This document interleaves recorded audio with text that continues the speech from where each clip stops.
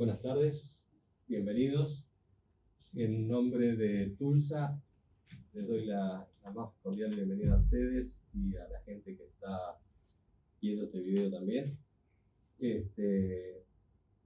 Mi nombre es Norberto Primo, soy el gerente comercial y estamos implementando una nueva modalidad de lanzamiento de los nuevos productos. Tulsa es una empresa que se ha dedicado desde los 30 años que tiene en el mercado a desarrollar soluciones para los pozos problemas y en esta oportunidad tenemos el lanzamiento de un equipamiento muy importante para resolver el problema de rozamiento por debajo del pozo, un rotador de tubing. Este es un ciclo que hemos empezado después de la pandemia, que nos ha dado la oportunidad de poder desarrollar varios productos que iremos lanzando a medida que pase el tiempo. En este caso vamos a empezar con el rotador de tubing y para eso hemos convocado a José Pepe Amarilla, como lo conocemos en la intimidad, una persona con muchos años en el petróleo, 14 años en Pérez Compan, ha pasado por empresas como San Antonio, como Weatherford, ha trabajado en YPF y ha culminado su carrera hace muy poco tiempo en la empresa Pan American como company man. Apreciamos sus conocimientos y por eso lo hemos convocado para que él sea el encargado de presentar este nuevo producto que está relacionado con todo lo que él ha hecho en su larga vida, en su larga experiencia laboral. Así que lo voy a dejar a él para que les cuente de qué se trata el proyecto. Bueno, buenas tardes a todos. Norberto, un poco a lo largo de estos 42 años de trayectoria en el petróleo, como siempre digo, no sé hacer otra cosa que no sea trabajar en el petróleo. Toda mi vida trabajando desde muy joven y bueno, hace muy poco tiempo llegó el momento del retiro, ¿no? Mi vida dentro de la actividad petrolera comenzó en Yacimiento Color-Caique para Pérez Compan, producción. Después la última etapa de Pérez Compan fue ingeniería de producción y después, bueno, por situaciones de la vida me vine del sur, acá en Neuquén, y bueno, en la parte de operaciones, San Antonio, que después fue Weatherford, y ya para ingresar, digamos, a lo que es completion y workover, desde el año 2000 en adelante, trabajando en equipos de completación y workover, ¿no? Dentro de lo que es la primera parte de YPF, después estos últimos 14 años en Pan American, trabajando, digamos, en el yacimiento en Golfo San Jorge. Y de ahí, bueno, moviéndonos en distintos lugares. Salta al yacimiento Cambuco, donde están los mayores, los pozos más interesantes en productores de gas del país.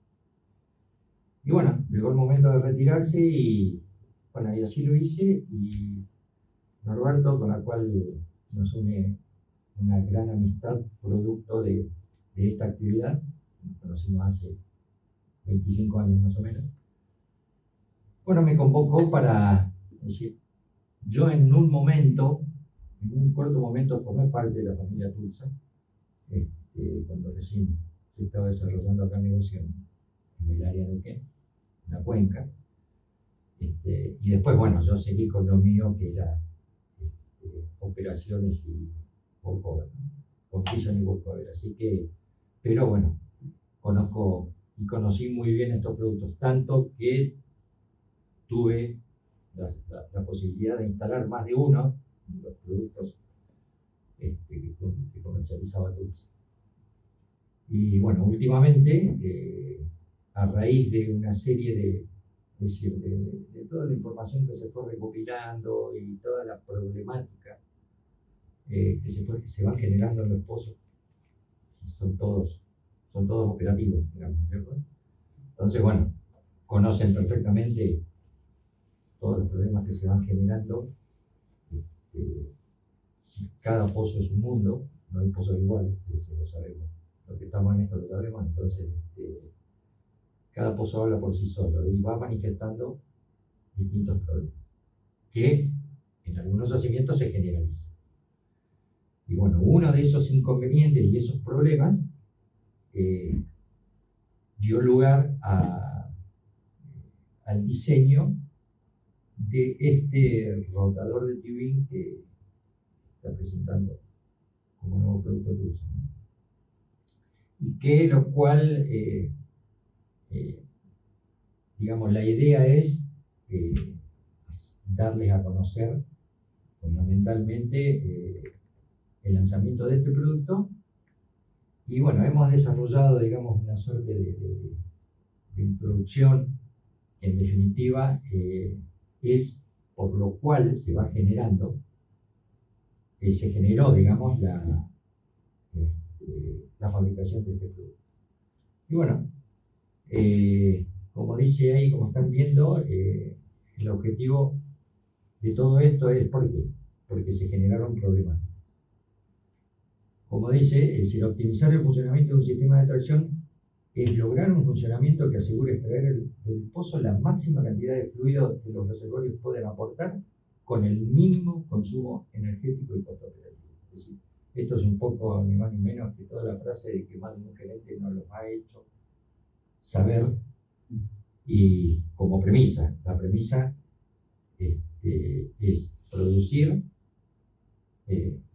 con el menor costo posible. Y lógicamente, hoy por hoy, en los tiempos que estamos contando, con la mayor seguridad absoluta. Mantener el régimen de operación equilibrado, ni sobredimensionado ni subdimensionado, teniendo en cuenta la dificultad de la extracción, como la presencia de gas, arena, parafina y específicamente la agresividad del producto. Es decir, no ¿hay alguien que esté vinculado a ingeniería de producción? Sí. Todos sabemos que no es cuestión de poner a producir un pozo y que produzca lo que más se pueda, ¿no? Es decir, hay un equilibrio que hay que adaptarse a la condición extractiva del pozo. No porque tengamos nivel al pozo lo vamos a, sino que hay que optimizarlo con distintos, de distintas formas, ¿no? Lógicamente que el vademecum nuestro de producción era mantener el nivel lo más abajo posible, manteniendo la condición extractiva normal, ¿no? No es cuestión de vaciar el pozo, pero si es bombeo mecánico, golpe de bomba, si es electrosumergible, porque tenga una excesiva o un buen aporte de la formación, ponerlo a producir al máximo, porque es decir, probablemente nos haya pasado, y muchas veces nos pasó, que hemos quemado más de una bomba con el hecho de decirlo, digamos. Pero bueno, entonces, por eso quiero hablar un poco de la optimización. El sistema debe consumir el mínimo de energía eléctrica calórica compatible con la máxima extracción, es lo que estamos hablando. A su vez, esta máxima extracción debe ser compatible con el potencial productivo del pozo. Es decir, específicamente todo lo que conocemos con el índice de productividad relativa de cada uno de los pozos. No podemos extraer un pozo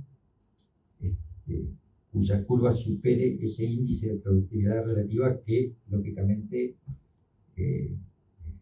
cada uno de los pozos tiene, y que son evaluados por los reservorios, por ingeniería de producción. Para conocer los rendimientos de un sistema de extracción artificial no es suficiente conocer la cantidad de fluido que produce un pozo. Eso, obviamente. Y si es necesario relacionar el caudal con la cantidad de intervenciones correctivas a los pozos por mantenimiento, con el consumo de energía, con la atención y servicios que requiere, con los recursos materiales y humanos volcados a su mantenimiento y control. Es decir, específicamente el recurso humano, la supervisión,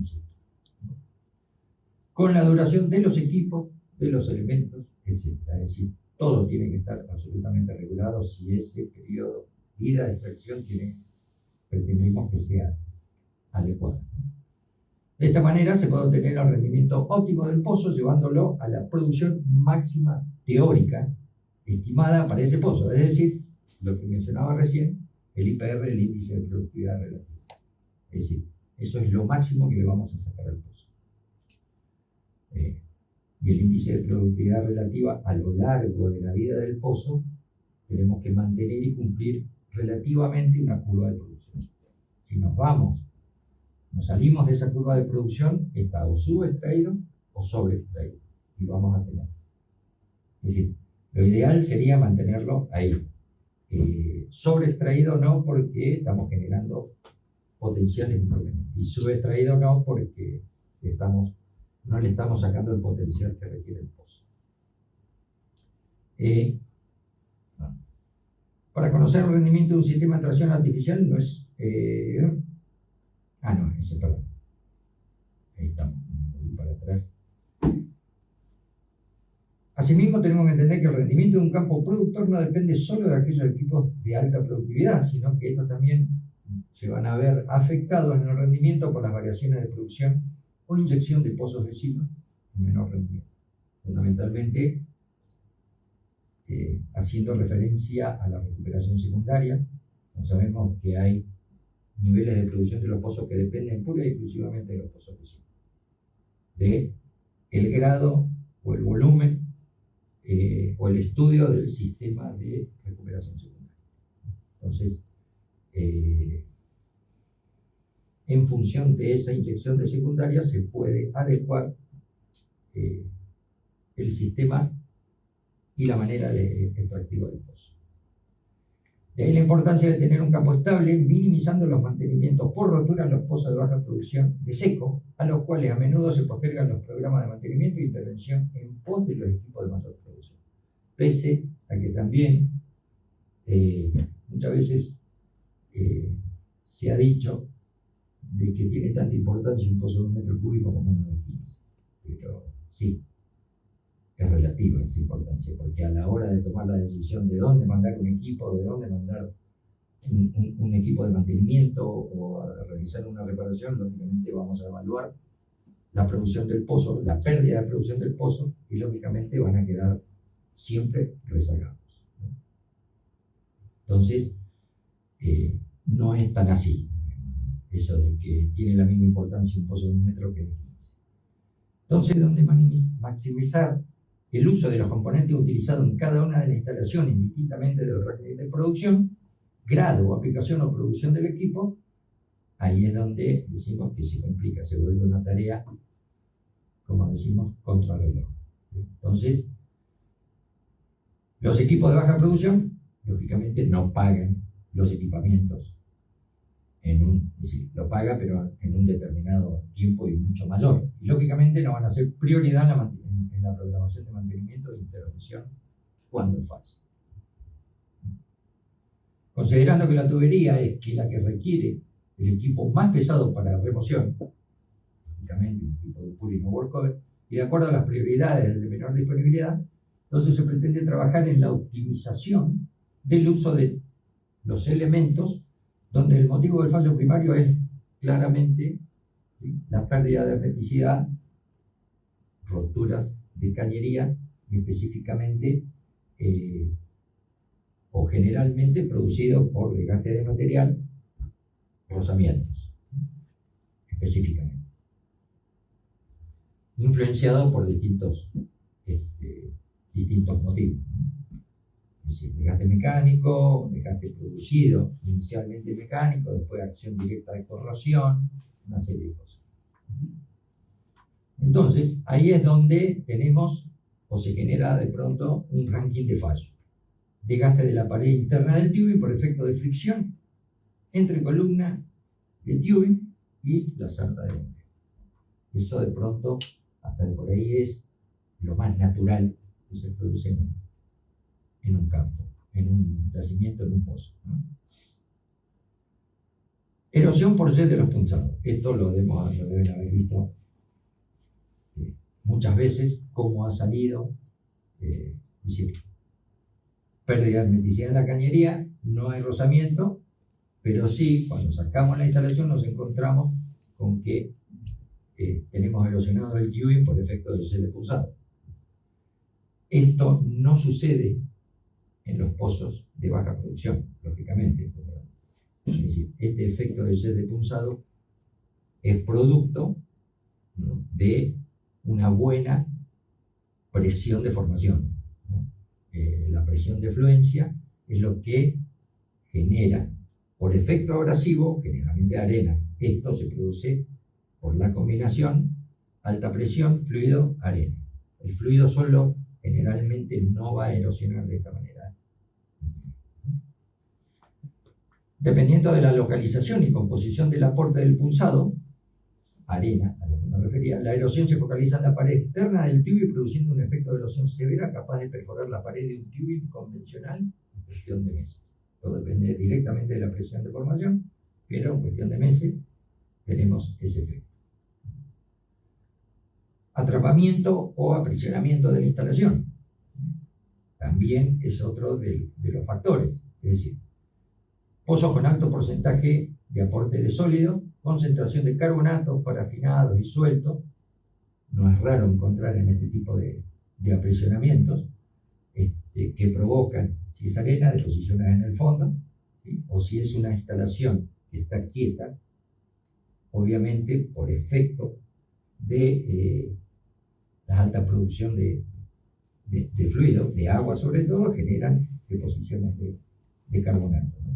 Entonces, nos encontramos a la hora de ir a intervenir el pozo con que no podemos liberar la instalación. Y ahí empiezan los problemas, hasta tener que llegar a realizar cortes, determinar puntos libres y realizar cortes de cañería, y más de una vez se han tenido que abandonar instalaciones porque no se pueden sacar directamente, ¿no? Porque ya entran a influir otros factores que producen durante la intervención otros efectos, como por ejemplo daño en el casing producido por rotación de cañería aprisionada, no solo cañería, puede ser instalación, packer, ¿no? La herramienta que sea.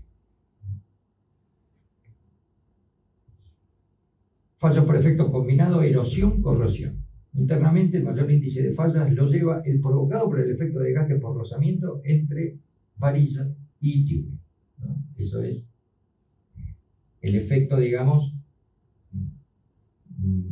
que tiene mayor incidencia en este tipo de desgaste. Si bien existen métodos o elementos eficientes para reducir los efectos sobre las varillas, la incidencia del rozamiento sobre la pared interna del tubing continúa siendo constante, ¿sí?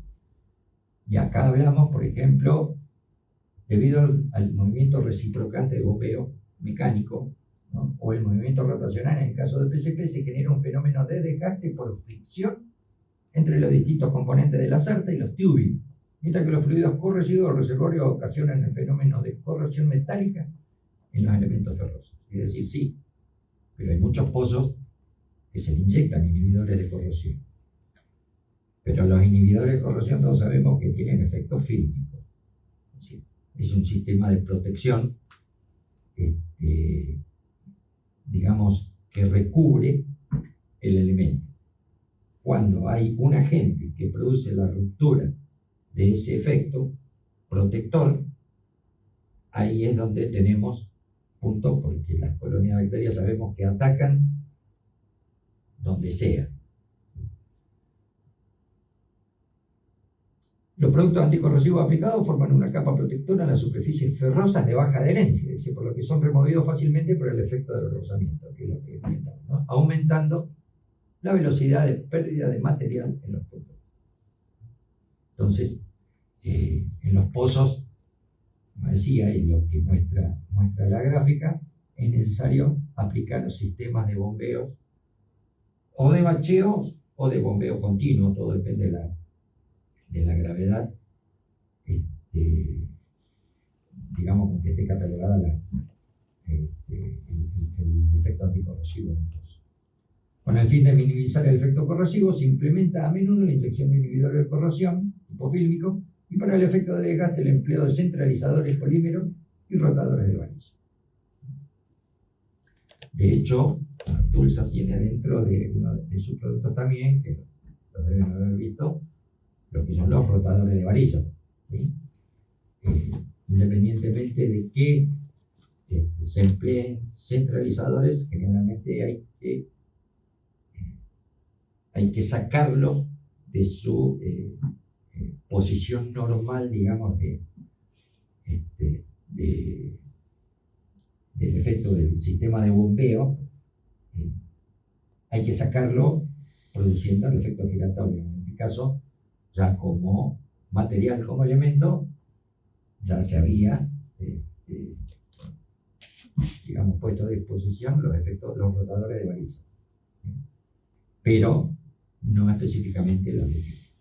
Los residuos de corrosión desprendidos pueden, dependiendo de su estructura, causar el efecto abrasivo, incrementando la severidad del daño, lógicamente. Todos sabemos lo que es el efecto de la corrosión.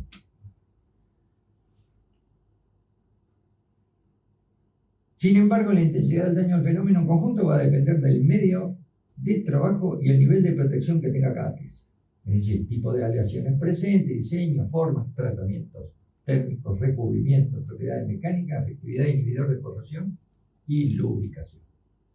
Y si no, ese es el efecto, en la de fondo, ese es el efecto que produce cuando tenemos un efecto de desgaste por fricción, en el caso de las cuplas, que es lo que más están en contacto con una región de diferencia de diámetro con la varilla, y el efecto de cómo es atacado por el efecto de corrosión. Ese es un ejemplo muy claro. Este último factor es relevante en el daño causado por el fenómeno sinérgico de corrosión-desgaste. Ese es el efecto, la combinación sinérgica, corrosión-desgaste, es precisamente porque no tiene el efecto fílmico de protección del inhibidor de corrosión.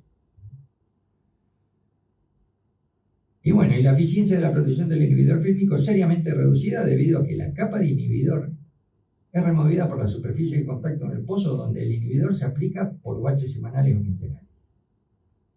O continuos, puede ser. Es decir, el efecto protector es directamente nulo. ¿Por qué? Porque lo rompe. Bueno, y tenemos como solución aplicable, dice, dado esto causante, entendemos que proponer una renovación constante de la superficie bajo efecto de fricción permite la recuperación del efecto protector químico, y si es aplicado y redistribuye la zona de desgaste en toda la periferia de la zona afectada, vamos a lograr incrementar estimativamente 10 veces más la vida útil de la instalación. Cosa que, sobre todo, en los pozos de baja producción es muy importante.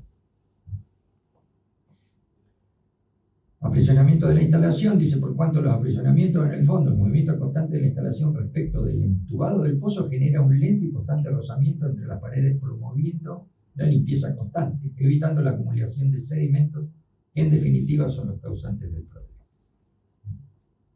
Sí, mantenemos obviamente la instalación en constante movimiento. Y ahora ya entramos, digamos, habiendo revisado, recordado, digamos, cuáles son las principales causas de por ahí de efecto que produce esos tipos de desgaste, es que entraría en acción lo que es este rotador de Tiubin, que como características generales reemplaza la necesidad de montar cabezas colgadoras de hasta 3000 psi. Es decir, el rotador de Tiubin reemplazaría a la parte superior de la cabeza de pozo, no a toda la cabeza de pozo, porque esto tiene obviamente una conexión bridada que por el momento es hasta 3000 psi. Permite mantener el giro controlado del tubing y se recomienda en pozos desviados o de servicio severo o pozos convencionales antiguos. Evita el desgaste desparejo de los componentes por debajo de la cabeza de pozo, aumentando la vida útil de los mismos, aún con rozamiento severo, que se estima, como decíamos antes, en aproximadamente 10 veces, aumenta la vida útil 10 veces más en un pozo de estas características. Prolonga los intervalos entre intervenciones, una cuestión lógica, por una cuestión de minimizar el desgaste de la instalación. Y esto sería uno de los 3 modelos de diseño de rotadores de tubing que se lanzan.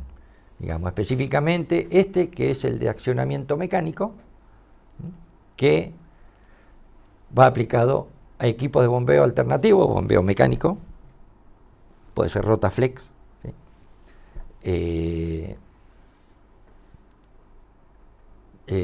Como principio, como funcionamiento, digamos, como elemento es autónomo y automático, es decir, se establece un parámetro y después solo produce el efecto de rotación.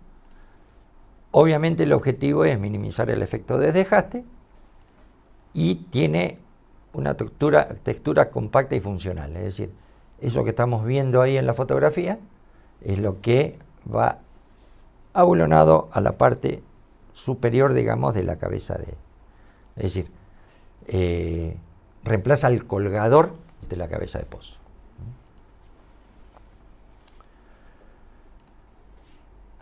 Como ventajas, ¿cuáles son las ventajas que tenemos en este rotador mecánico? Esa es la estructura, digamos, final para ser montado, que trabaja por un efecto de variaciones y ligado directamente colgado al vástago de bombeo. Pero es el vástago que lo hace funcionar. Bueno, como decíamos, tiene un diseño compacto y fijo en cabeza de pozo, es instalado durante toda la operación del pozo. Durante la operación del pozo, cuando tengamos que hacer un cambio de bomba. Si lógicamente tenemos que mover la cañería, no, tenemos que desmontar esto porque ahí lógicamente va colocada la BOP. Entonces, cuando hay que hacer movimiento de cañería, sí se desmonta la instalación. Que es una cosa muy simple, es tan simple como desmontar el colgador de tubing. Sacar esa colgadora y BOP. Reemplaza la necesidad de colgadores de tubing. A eso me estaba refiriendo antes. Se puede instalar en equipos de bombeo mecánico y Rotaflex, como decíamos bien, aprovecha el movimiento de una gran palanqueta al vástago para accionar el actuador del ciclo, logrando el giro del tubing. Es decir, pozos que por ahí no se puede colocar una grampa. Es colocar una gran maniobra, ¿sí? Que es que nosotros nos estaría regulando, digamos, la longitud, el cual va a estar en accionamiento del kit de giro de la cabeza. Pero muchas veces, y creo que a muchos de ustedes ha pasado, de que de acuerdo a la textura del terreno, cómo estamos el aparato, la cruceta llega muy justa, eventualmente llega muy justo al TP, digamos, ¿no? Entonces ya no puede usar una grampa. Eventualmente se podría utilizar, es decir, el dispositivo directamente con la cruceta del aparato de bombeo, ¿no? Lo ideal es una grampa de maniobra, pero no hay problema, se puede utilizar también el efecto de accionamiento con la cruceta del aparato de bombeo. Y tiene esas aberturas que colocadas en el vástago, que incluyen de material anticongelante que evita el rozamiento y contra el vástago de bombeo. Lógicamente, ¿no? Si el vástago no puede tener ningún elemento metálico que contra la textura del vástago, porque puede ser más allá, con más rapidez, si es un vástago pulido. Si es un cromado, tenemos en definitiva, es una estamos produciendo un desgaste.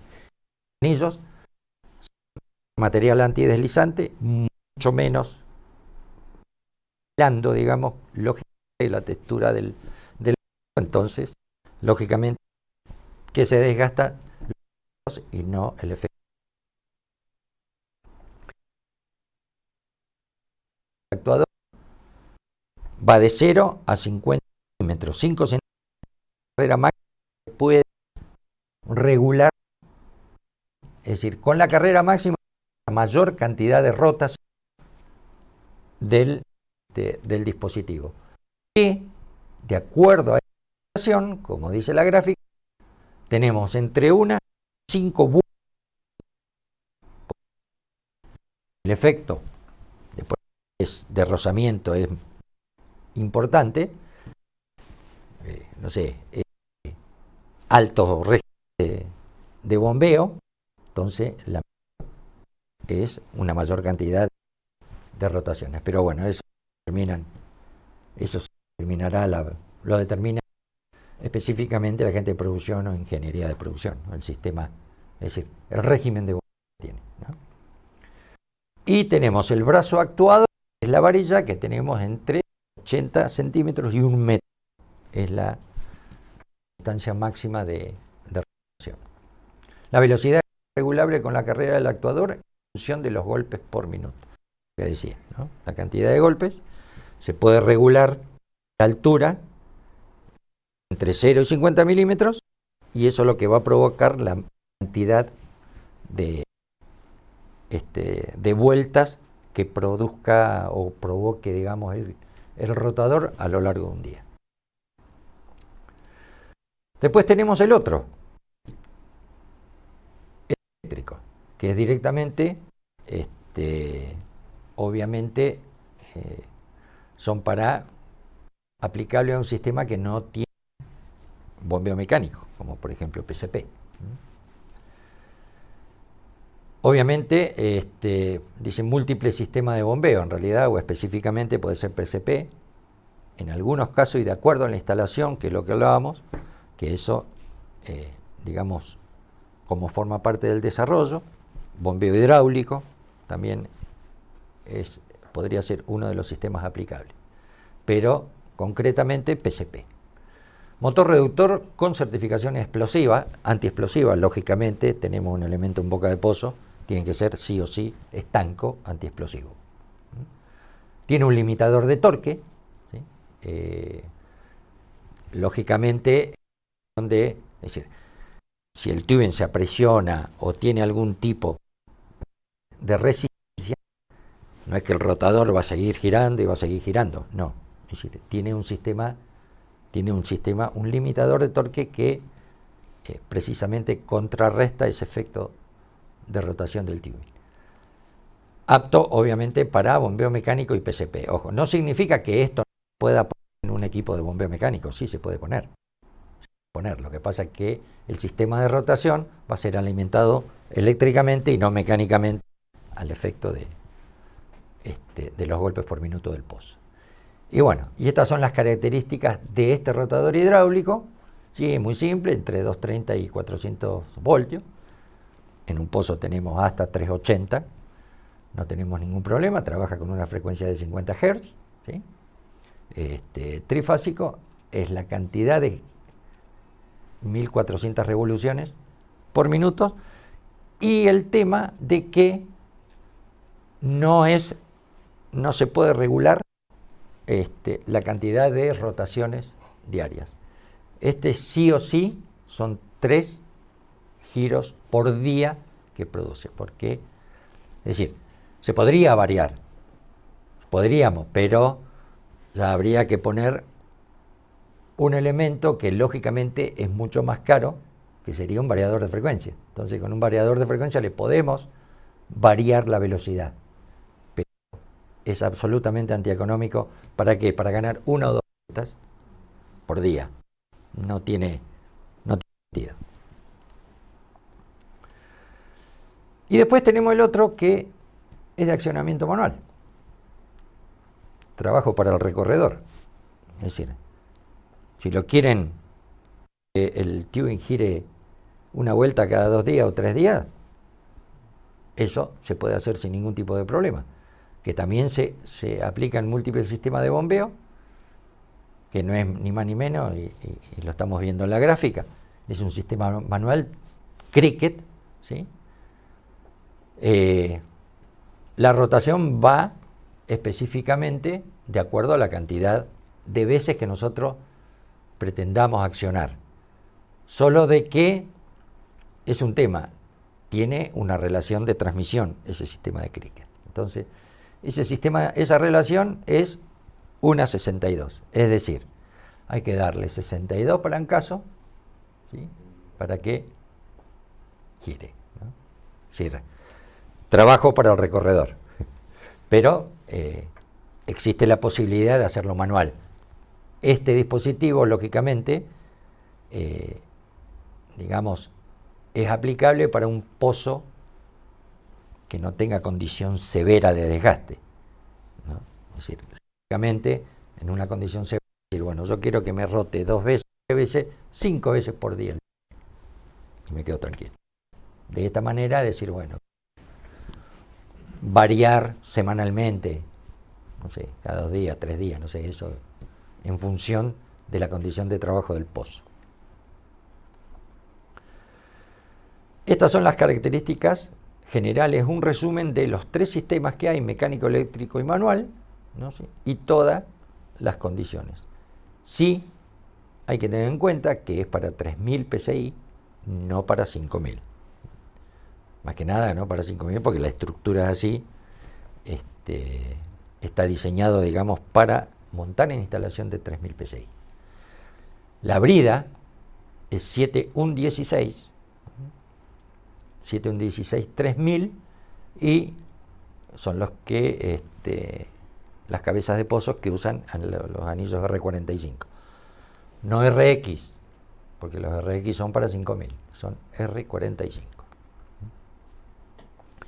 Y después hay, lógicamente, para las 2 medidas estándar y características que tenemos en los yacimientos: tubing de 2/7 y tubing de 3,5.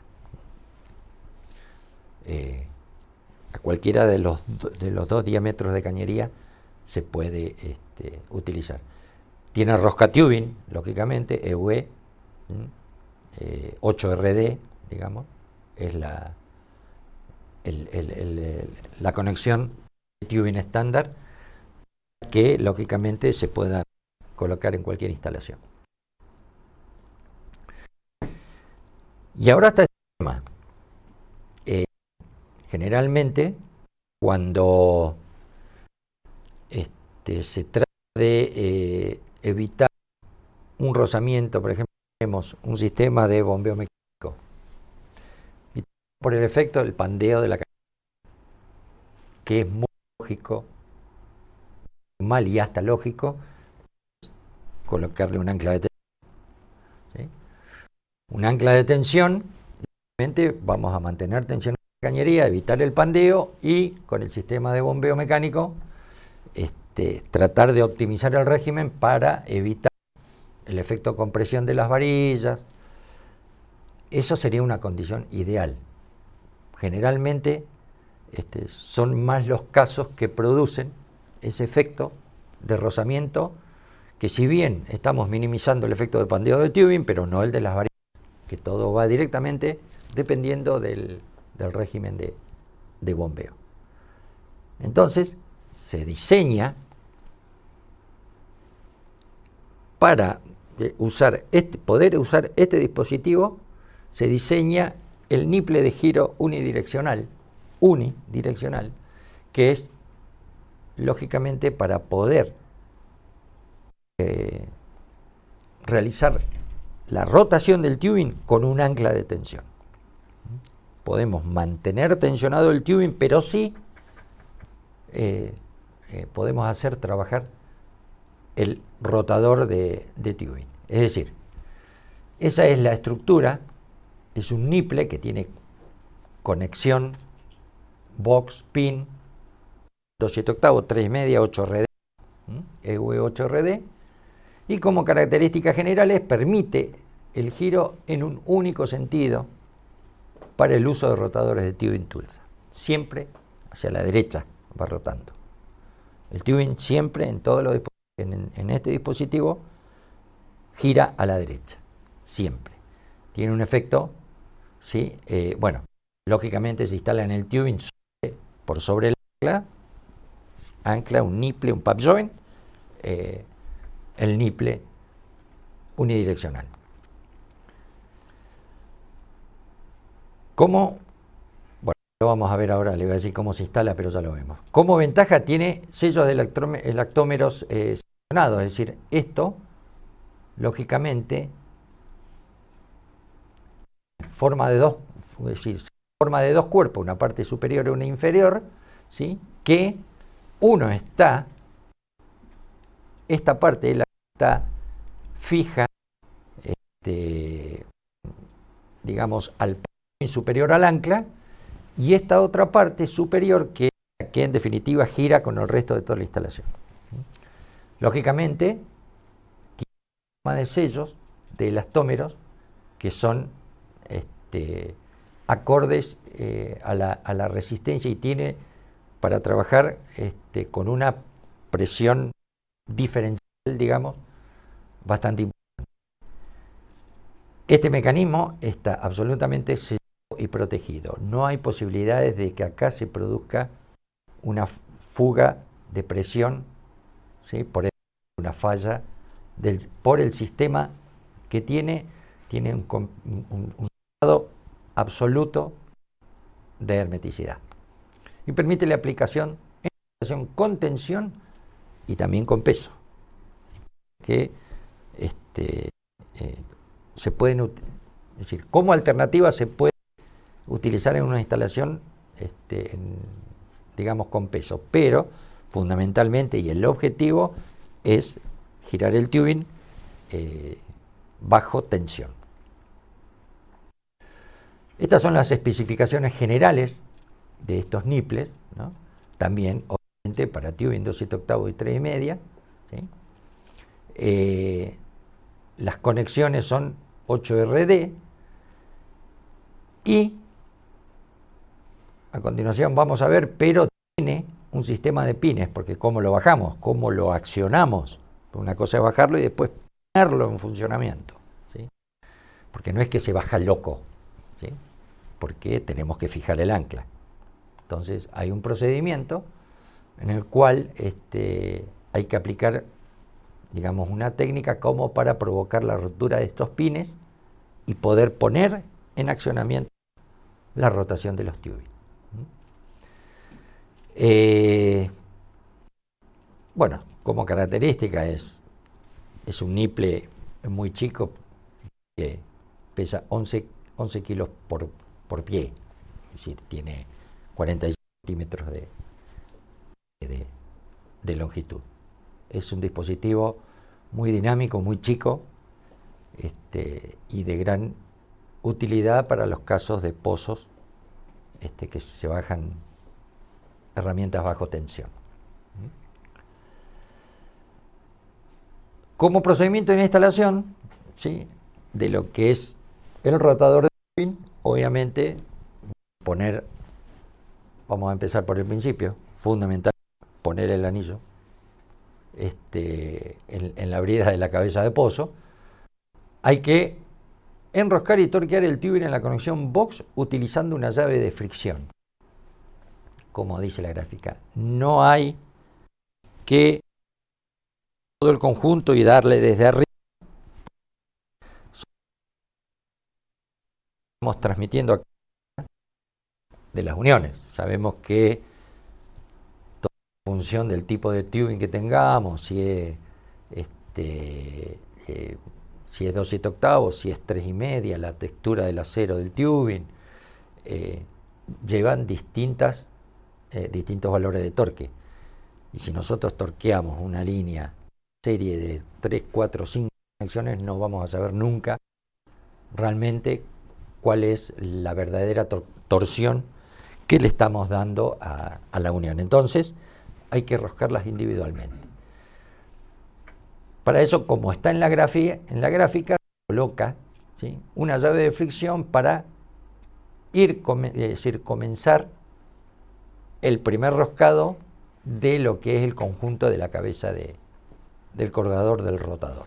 Y en adelante se va roscando todo lo que roscar. O bien directamente el tubing, o una serie de en caso de que tengamos un ancla y tengamos que hacer el ajuste de medida para realizar la maniobra de fijado de herramienta. Tiene que ser mucha casualidad por ahí que nos dé justo para maniobrar con un tubing. Y por una cuestión lógica y de seguridad y operativa, siempre se pone un de pie, ¿sí? No más, porque es más, podemos jugar, digamos, con el espaciamiento en el cálculo, digamos, de maniobra de fijado de la herramienta. Y después, una vez que hace eso, obviamente se continúa con el programa hasta finalizar la intervención. Es decir, una vez que se coloca esto, se queda, se torquea y todo, se continúa con el programa, se baja la bomba, las varillas, y después se hace el armado del puente de bombeo, ¿sí? Que puede tener los componentes que sea o directamente el puente de bombeo, ¿sí? O componentes, ¿no? Como por ejemplo, qué sé yo, las BOP de varilla, rotador de varilla, lo que fuera. El puente de bombeo.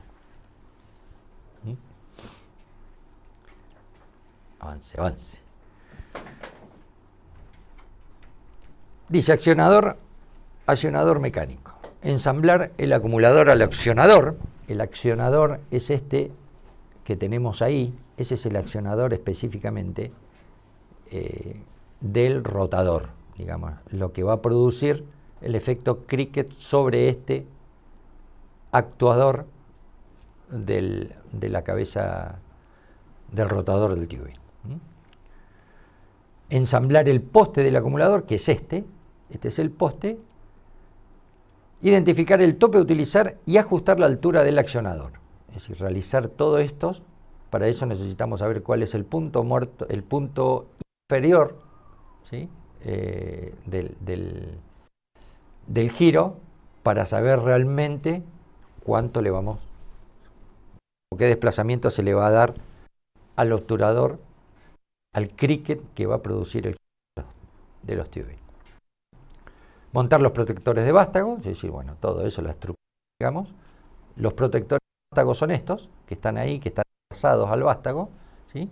Y anclar el accionamiento. Es decir, todo esto es acción lógicamente mecánica con reguladores, digamos, en cada una de las alturas. ¿Para qué? Para eventualmente llegar a determinar la carrera y la cantidad de giros que le vamos a dar al tubing por día, ¿no? Si le damos el desplazamiento total, seguramente vamos a tener los 5 giros diarios, ¿sí? Si le damos la mitad, vamos a tener 2 giros, 3 giros, depende. Pero todo va en función de la longitud de este desplazamiento. Fijar y ajustar el accionador, ¿sí? Y regular más el accionamiento. Todo eso. Esto es realmente, no es para nada complicado, porque fíjense que esto se monta una vez que está todo armado, inclusive hasta colocada la cabeza de mula con la grama, o en este caso puede ser que si es que no da la altura, como les decía antes, puede accionar directamente sobre la cruceta del aparato de bombeo.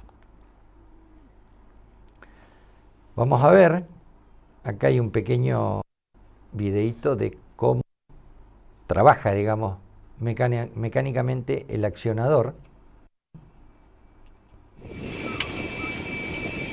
en función de golpe.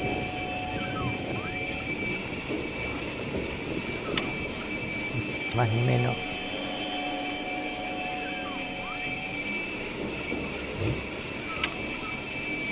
tenemos acá el accionador, fíjense que esa es la longitud de que ahí está trabajando directamente sobre la cruceta del aparato. Si el estrobo queda mucho más arriba, por una cuestión de longitud de estrobo, de disponibilidad, disposición del aparato y lo que sea, se coloca una grampa de maniobra de un bulón, que es el que llegue hasta al accionador, y ahí es mucho más fácil, porque directamente podemos regular la carrera del actuador variando la altura de la grampa de maniobra. No necesariamente tenemos que tocar todo el sistema, todo el conjunto regulador. Es decir, es mucho más simple y más fácil regular la altura de la grampa de maniobra. Esto es en el caso para los pozos que el accionamiento o el accionador es la cruceta. Ahí no podemos variar absolutamente nada. Entonces sí, ahí podemos usar los otros parámetros de regulación, que son las varillas, la varilla, el accionamiento, la altura. No es que sea más complicado, pero lleva de por ahí un proceso de un poquito más de tiempo, pero no es mucho tampoco. Aparte, variar la altura de una grampa de maniobra lo puede hacer tranquilamente un recorredor, ¿no? No se necesita mucho más que otra cosa, ¿no?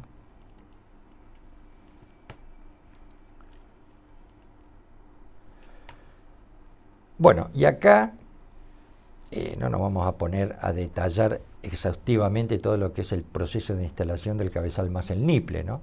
Pero la instalación del cabezal rotador TUSA con niple giratorio con ancla de tensión, que dice que en los casos donde convergen estas características se va a proceder a utilizar anclas cuyo librado deba ser con giro a la izquierda. Fundamental. Tiene que ser la maniobra con giro a la izquierda. ¿Por qué? Ya les voy a comentar por qué es el tema. Porque si nosotros, cuando bajamos y ponemos, rompemos, digamos, la rigidez del niple giratorio, los pines del niple giratorio, que ya empieza a trabajar para poder girar a la izquierda, sí tiene un sistema de traba hacia la izquierda, pero no hacia la derecha. Y nosotros bajamos un ancla para librarlo a la derecha, no lo vamos a poder librar nunca, porque nos va a girar loco el niple, ¿sí? Los pines, bueno, dice cuyo ancla de librado deba ser con giro a la izquierda antihorario o de corte de pines por tensión calibrados por debajo de las 100.000 libras sobre el peso de la herramienta, que lo que está generalmente limitado a cualquier equipo. Los equipos generalmente de workover, de pulling, lógicamente son muchos menos, ¿no? Son menos, pero más que nada capaz que el equipo sí lo puede tirar, el equipo si tira puede tirar 150, 200.000 libras, lo que no va a aguantar va a ser la instalación, un caño, por ejemplo. Tengan por seguro que se va a cortar un caño antes que le pase algo al equipo. Por más que el equipo diga es de 100.000 libras máximo, no. Sino en realidad está en función de la instalación, no propiamente de la condición mecánica del equipo. Para estos casos las opciones mayormente aplicadas son los anclas de 1/4 de giro,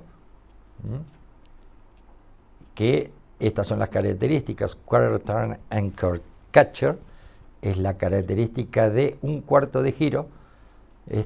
Se pueden también, lógicamente, que acá menciona, anclas con accionamiento hidráulico, ¿sí? Los 4 AT4H, ¿sí? Y en menor medida los anclas de liberación con giro a la izquierda, ¿sí? Que son los AT3/4. Por eso es que no se puede, eso hay que tener muy en cuenta, no se puede bajar con un ancla AT4 común. Tiene que ser con un ancla con giro a la izquierda, porque a la derecha no se puede librar. Es decir, eso sería estar ante un problema. Bueno, como procedimiento de instalación, acá enumera, digamos, esto, cómo instalar con este dispositivo el rotador de tubing. Se procede a montar el niple giratorio, primeramente roscando la parte superior al tubing superior y luego esto al anteriormente montado. Es decir, para el caso de un tubing N80, si J55 es menos, pero un N80 de 2/7 octavos, esto es el torque que hay que darle a la cañería, 3.780 libras-pie, no 3.780 libras a la bomba. Generalmente, no me van a dejar mentir, más de una vez han sucedido casos que confunden la presión de la bomba con la presión de torque, las libras presión y libras pie de torque. Son dos cosas completamente distintas. Como importante, la maniobra de torqueado deben realizarse en forma individual, que es lo que les decía antes. Dice, no se tienen que ajustar en forma simultánea el acoplamiento superior e inferior del niple en una sola maniobra, porque nunca vamos a saber qué torque le estamos dando a cada una de las uniones.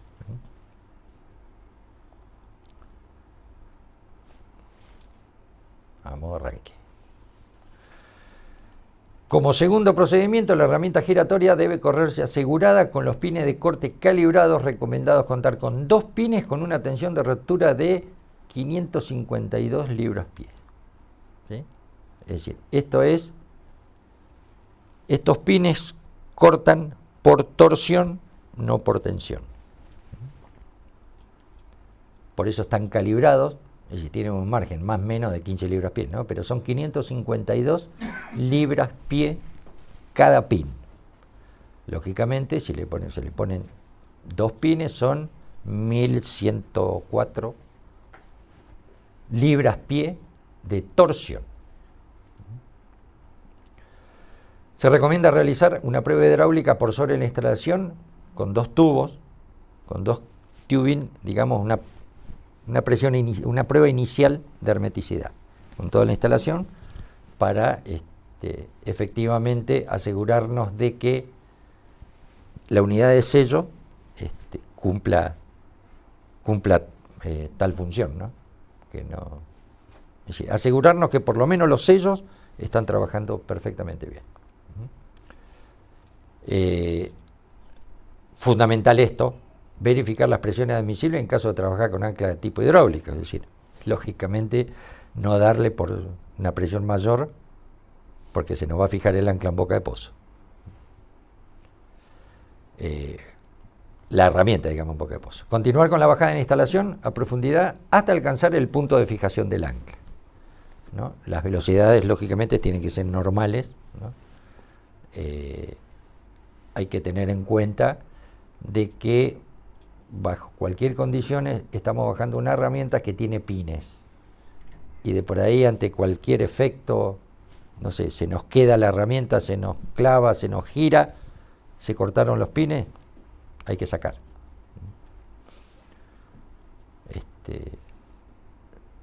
Digamos, el mayor tema es volver a sacar la instalación, no es que no vamos a tener que librar una herramienta para sacar. Salvo que sea una hidráulica y le demos en la prueba hidráulica una mayor presión de fijación del ancla. Se monta un pabellón de 2 pies como última pieza de la instalación, de donde se tomarán las medidas para realizar el cálculo de tensión de la columna de caños. Es lo que decía. Puede ser un pabellón de 2 pies, de 4 pies, lo que sea. Eso va en función de las profundidades que se determinaron para fijar el ancla y después tensionar. Es decir, la longitud que tenemos que tensionar para llegar, la longitud que tenemos que levantar para llegar a la tensión requerida de fijación del ancla, que generalmente son 14.000 libras sobre el peso de la herramienta. Es decir, no se requiere más de eso. Después, fijar el ancla de tensión según el procedimiento del proveedor de la herramienta, lógicamente, tensionar la instalación hasta llegar, ¿no es cierto?, más 2 pies 2 pies de longitud y colocar la cuña o pata de cabra, lo que sea, ¿no es cierto?, para fijar, para soportar la instalación por debajo de la última cupla, de modo de colgar la instalación de esta. Es decir, una vez que está fijado el ancla, se tensiona 2 pies más, que no es mucho más, puede variar en función de la longitud de la columna, ¿no? Si tenemos un pozo de 2500 metros de profundidad, tensionar 2 pies no es lo mismo que tensionar 2 pies en un pozo de 1200, lógicamente, ¿no? Es decir, eso de todos modos se va regulando, se va viendo en el momento de realizar la maniobra de fijación de la herramienta. Hay que enhebrar el anillo de sellado R45, lógicamente, ¿no es cierto?, antes de poner la parte superior del colgador, ¿no? Hay que poner el anillo en el alojamiento de la brida del colgador, valiéndose de un niple de maniobra montado sobre el cabezal rotante, que tiene la conexión donde después va a ir colocado el resto de la instalación de superficie. Se coloca el cabezal, digamos, sobre la instalación y ahí se van roscando y torqueando de acuerdo a la especificación de los espárragos, ¿no es cierto? Y se deja, lógicamente, todo debidamente ajustado para después realizar una prueba final de instalación, ¿no?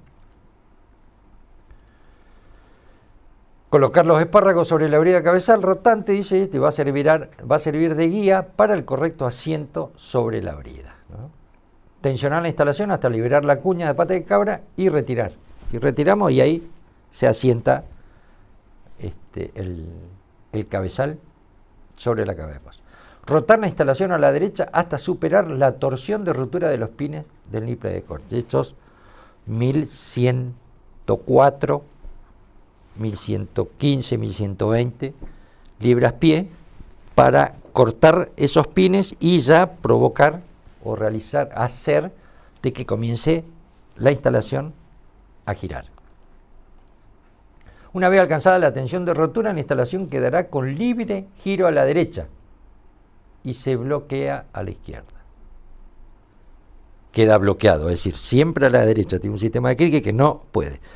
¿Para qué? Para que posteriormente, es decir, en la próxima intervención, podamos librar la instalación.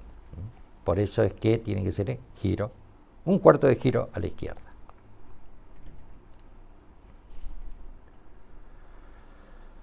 ¿Cómo orientar el cabezal de modo de evitar interferencia entre el motorreductor y la instalación de superficie? Que se recomienda buscar la misma solo rotando la instalación hacia la derecha, siempre buscando para poder orientarlo en función de cómo va a quedar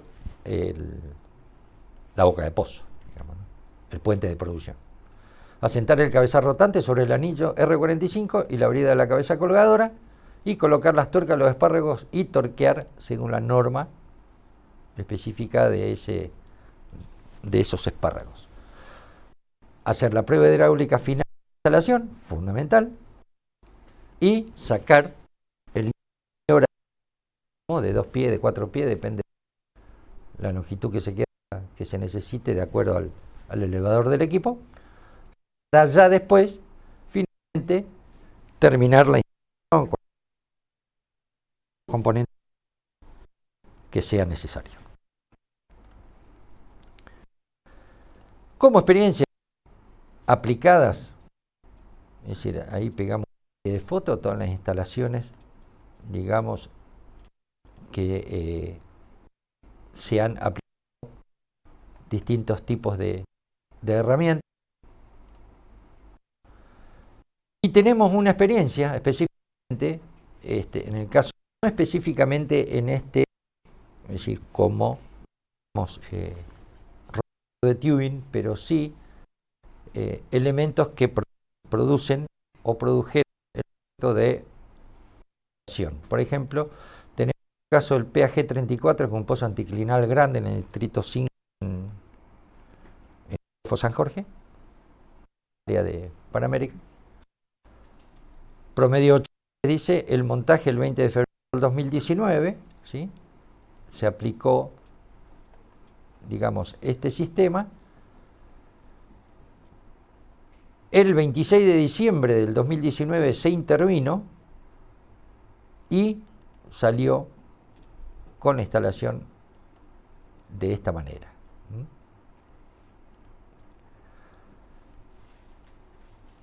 El pozo tuvo problemas de pérdida en el barril de la bomba, no en la instalación,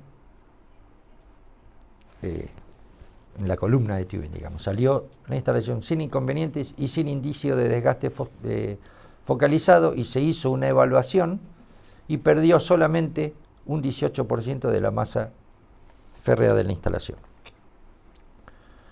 Después, bueno, obviamente se mantuvo el equipamiento en la instalación y en julio del 2020 se intervino nuevamente el pozo, pero ya por un programa de reparación.